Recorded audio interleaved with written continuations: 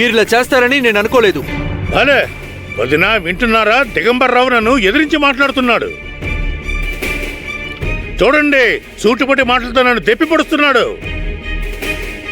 వాడు తప్పు చేసి బాబాయ్ మీరిలా చేస్తారని నేను అనుకోలేదని నన్ను అంటున్నాడు.